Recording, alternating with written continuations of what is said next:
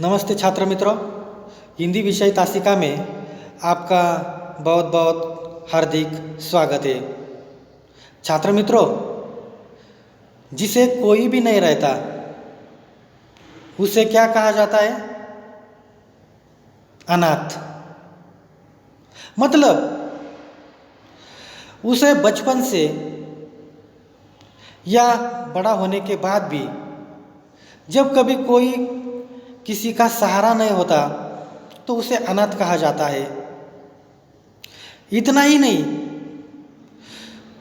बचपन की ही बातें छोड़ दीजिए, बुजुर्ग होने के बाद भी कुछ कुछ लोगों को किसी का सहारा, परिवार वालों का सहारा नहीं मिलता तो उसे अनाथ ही कहा जाता है। और ऐसे लोगों का जो कुछ सहारा है, उस सहारे का जो कुछ अपने समाज में एक खास तौर पर नाम है, आश्रम। जी हाँ छात्र मित्रों, आश्रम मतलब मठ, कुटी तथा यहाँ जो कुछ आज हम पाठ देखने वाले पत्र के तौर पर है, तो यह जो कुछ प्रारूप है, महिलाओं के लिए बनाया गया जो कुछ आश्रम है, उन्हें सहारा देने के लिए जो कुछ आश्रम है, इस आश्रम के बारे में तथा महिला आश्रम के बारे में छात्र मित्रों आज हम जानकारी लेने वाले हैं। 7वां पाठ है, यह पत्र के तौर पर है, महिला आश्रम, जिसकी रचना काका कालेलकर जी ने की है। पत्र के माध्यम से यह रचना काका कालेलकर जी ने की है। तो देखिए, आश्रम के तौर पर जानकारी मैं आपको दे रहा हूँ छात्र मित्रों कि जो कुछ भद्दे तरीके के लोग रहते हैं, कितने भी अमीर होने के बावजूद भी आखिर वो बाज नहीं आते, बुजुर्गों को, अपने खुद के माता पिता को अनाथालयों में, आश्रमों में भेजा करते हैं। इन लोगों की जो कुछ हैसियतें निचले स्तर की रहती है, तो फिर इन लोगों को आखिर ऐसे आश्रमों में जाना जरूरी होता है जिन्हें अपने परिवार का सहारा ही नहीं मिलता तथा समाज का जो कुछ अन्य सहारा है वह नहीं मिलता, तो आखिर उन्हें आश्रम में जाना पड़ता है। ऐसे आज महिला आश्रम की जानकारी देखने वाले काका कालेलकर जी ने इसकी पत्र के जरिए रचना की है। तो काका कालेलकर जी के बारे में देखिए, जन्म 1885 सातारा महाराष्ट्र में हुआ है और मृत्यु 1981 नई दिल्ली में।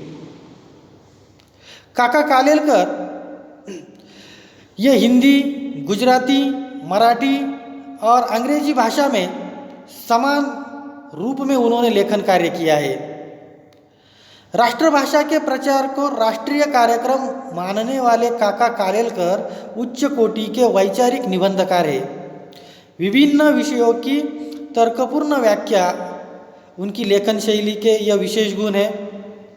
तो देखिए, इस गद्य संबंधी प्रस्तुत पत्र में जो कुछ उन्होंने दिया है कि प्रसिद्ध गांधीवादी काका कालेलकर की गणना उच्च कोटि के निबंधकारों में की जाती है। प्रस्तुत रचना पत्र के रूप में लिखी गई है और प्रस्तुत पत्रों में लेखक ने आदर्श महिला आश्रम की स्थापना, उसकी व्यवस्था, उसके नियम तथा अनुशासन आदि के बारे में विस्तार से लिखा है। तो प्रत्यक्ष तौर पर महिला आश्रम, यह जो कुछ पत्र की रचना है, प्रत्यक्ष तौर पर देखेंगे, प्रिय सरोज, जिस आश्रम की कल्पना की है उसके बारे में कुछ ज़्यादा लिखूं तो बहन को सोचने में मदद होगी। आश्रम यानी होम, घर, उसकी व्यवस्था में या संचालन में किसी पुरुष का संबंध न हो। तो देखिए छात्र मित्रों, यहाँ लिखा है प्रिय सरोज। काका कालेलकर जी ने यह पत्र लिखा है, और यह पत्र किसे लिखा है? अपनी बहन को, सरोज। और काका कालेलकर जी लिखते हैं कि मैं ज़्यादा लिखूं तो सोचने में आपको मदद होगी, क्योंकि आश्रम की जो कुछ रचना है, आश्रम का जो कुछ संचालन है, मतलब चलाना, नियंत्रण, इसके बारे में आपको और भी जानकारी मिलेगी। आश्रम का विज्ञापन मैं अखबार में नहीं दूंगा। इससे क्या हो सकता है कि पैसे मिलेंगे, बहुत सारा कुछ हो सकता है, लेकिन स्वाभिमान के तौर पर उन्होंने विज्ञापन देने का जो कुछ प्रारूप है वो उन्होंने यहाँ बंद किया। और जो महिला आएगी आश्रम में रहने के लिए, खाने पीने की जो कुछ व्यवस्था है, इंतज़ाम, जो कुछ कपड़ा है, सबका इंतज़ाम किया जा सकता है। वो जब कभी गरीब रहे तो सिफारिश करने वाले लोगों को खर्च की पक्की व्यवस्था करनी चाहिए, पूरी पहचान होनी चाहिए। मतलब कोई भी महिला आश्रम में अजनबी नहीं होनी चाहिए, परिचय के बिना किसी को प्रवेश नहीं देना चाहिए। और एक बात और उन्होंने बताई, दाखिल हुई कोई भी महिला जब चाहे तब आश्रम छोड़ सकती है, कोई दिक्कत नहीं इसमें।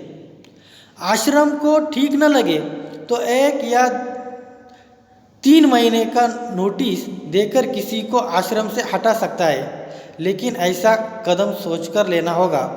मतलब किसी को बाहर निकालना भी होगा तो पूरी जो कुछ जानकारी है वो लिए बिना किसी को आश्रम के बाहर निकाल देना गलत है।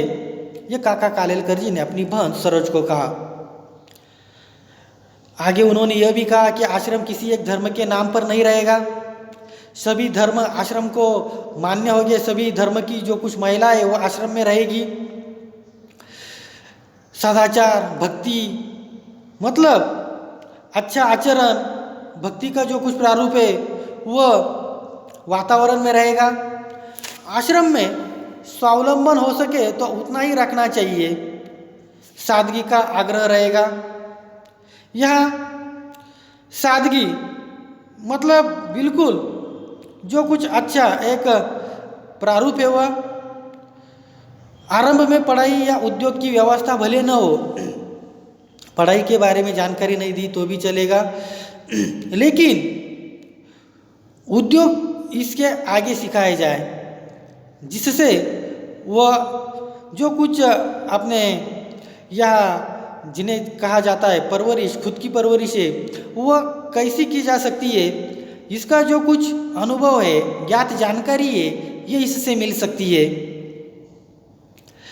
आगे आश्रम शिक्षा संस्था नहीं होगी, लेकिन कलह और कुड़न से मुक्त स्वतंत्र वातावरण जहाँ हो ऐसा मानवतापूर्ण आश्रय स्थान होगा, जहाँ परेशान महिलाएं बेखटके मतलब बिना संकोच अपने खर्च से रह सके और अपने जीवन का सदुपयोग पवित्र सेवा में कर सके। ऐसा आसान आदर्श रखा हो और व्यवस्था पर समिति का झंझट न हो तो बहन सुंदर तरीके से चला सके, ऐसा एक बड़ा काम होगा। उनके ऊपर ऐसा बोझ नहीं आएगा जिससे कि उन्हें परेशानी हो। मतलब इस तौर पर किसी समिति का झंझट नहीं रहेगा, कोई दबाव तंत्र आप पर नहीं डालेगा। सिर्फ क्या करना है, बिल्कुल आसानी से जो कुछ आश्रम चलाने का, संचालन का जो कुछ प्रारूप है वो बरकरार रखना है, और संस्था चलाने का जो भी कुछ भार है वो तो जो कुछ आगे आने वाली बहनें हैं वो उठा लेंगी, जो बेसहारा महिला है वो उठा लेगी, क्योंकि उनमें से हो सकता है कि कोई महिलाओं में अच्छा काम चलाने का जो कुछ हुनर है वो हो सकता है। उसमें छोटे छोटे मकान बनाए जाएंगे और संस्था के नियम अधीन रहकर आने वाली महिलाएं 2-2, 4-4 का परिवार चलाएंगी। और ऐसी संस्थाएं मैंने इसके पहले देखी है, इसलिए जो बिल्कुल संभव है, बहुत ही उपयोगी है। और ऐसा ही काम मैंने सूचित किया है। इतने वर्ष के बहन के परिचय के बाद उनकी शक्ति, कुशलता और उनकी मर्यादा का ख्याल मुझे है। तो इस तरह से उन्होंने जो एक अच्छा प्रारूप है वह काका कालेलकर जी ने अपनी बहन को बताया है। और आगे जाकर बहन को लगेगा कि उनको तो मात्र निमित्त मात्र होना था, संस्था अपने आप चलेगी। समाज में ऐसी संस्था की अत्यंत आवश्यकता है, ऐसा काका कालेलकर जी यह कहते हैं। और इसी कारण ही मेरा जन्म हुआ है, इन आवश्यकताओं के कारण ही। और मुझे इतना विश्वास न होता बहन के लिए ऐसा कुछ मैं सूचित ही नहीं करता। तुम दोनों इस सूचना का प्रार्थना पूर्वक विचार करना, लेकिन जल्दी में कुछ तय न करके यथा समय मुझे उत्तर देना। बहन यदि हाँ कहें तो अभी से आगे का विचार करने लगूंगा।